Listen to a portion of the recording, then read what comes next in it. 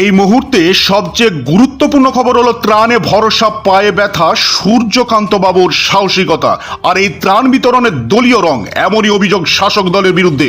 দেখছেন বিকাশ খবর, আমি আপনাদের সঙ্গে সানিজুল হক।